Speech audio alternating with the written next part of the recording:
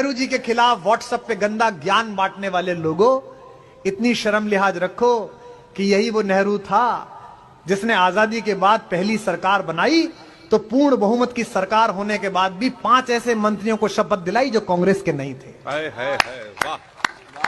कानून के जानकार पूज्य बाबा साहब भीमराव अंबेडकर को कानून मंत्री बनाया, और यहां बैठे हो दक्षिण पंथ के लोग तो उनकी तालियां शायद इस बात पर मिलें, और आगे से बुराई करने से पहले सोचना, जिस नेहरू को गाली देते हो उसी नेहरू ने आपके सबसे बड़े पूर्वज, आपकी पार्टी के संस्थापक श्यामा प्रसाद मुखर्जी को कश्मीर मामलों का मंत्री बनाया। वाह वाह वाह वाह। और जब हम वियना में गए अपना पक्ष प्रस्तुत करने के लिए, तो पूर्ण बहुमत की सरकार के बाद भी नरसिंह राव ने अपनी पार्टी के किसी आदमी को नहीं भेजा।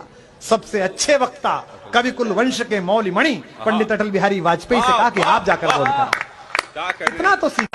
नेहरू जी का जन्मदिन था, सारे बड़े कवि आए हुए थे हिंदुस्तान के। बच्चन जी ने कवि गोष्ठी रखी थी, नागार्जुन आए हुए थे किसी संदर्भ में, नागार्जुन मिलने गए थे बच्चन जी से, तो इंदिरा जी उनको सुन चुकी थी शांति निकेतन में, इंदू कहते थे, तो इंदू जी बुलाने आई कवियों को कि भैया प्रोग्राम शुरू होने वाला, जैसे आपको हमको तबस्सुम जी कहने आई थी आइए। तो देखा बाबा नागार्जुन बैठे हैं, तो इंदू जी ने कहा कि बाबा आप भी चलिए, पापा की बर्थडे है, आप कविता। तो नागार्जुन ने कहा, जवान नागार्जुन ने, कि इंदू तुम्हारे पिताजी हमारी कविता सुन नहीं पाएंगे। अब इंदिरा जी तो बहुत शालीन थी और स्वीकार करने वाली थी। इंदिरा जी ने कहा नहीं नहीं कोई बात नहीं, आप चलिए, सब स्वीकार करेंगे, आप चलिए, मेरा इसरार किया। बच्चन जी ने भी शर्मा शर्मी कहा कि चलिए चलिए।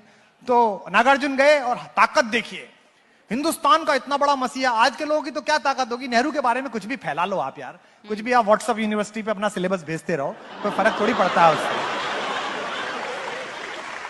हिंदुस्तान की आजादी के आंखों को भाखड़ा नागल बांध और आईआईटी आईएम का ख्वाब देने वाला आदमी अगर आपको पसंद नहीं है तो ये आपकी दिक्कत है भाई, हमारी दिक्कत नहीं है।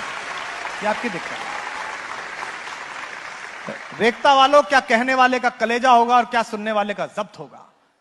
वो आदमी जिसे नासिर टीटो दोनों सलाम करते थे, वो आदमी जिसे अमेरिका और रूस अपने खेमे में लेना चाहते थे, वो आदमी जो गांधी का दत्तक पुत्र माना जाता था, वो आदमी जिसे प्रोफेसर लास्की प्यार करते थे, इकोनॉमिक्स के, लंदन कॉलेज ऑफ इकोनॉमिक्स के, उस आदमी को सामने बिठाकर एक नौजवान शायर नागार्जुन ने कविता पढ़ी, वतन बेचकर पंडित नेहरू फूले नहीं समाते हैं, फिर भी गांधी की समाधि पर झुक झुक फूल चढ़ाते हैं।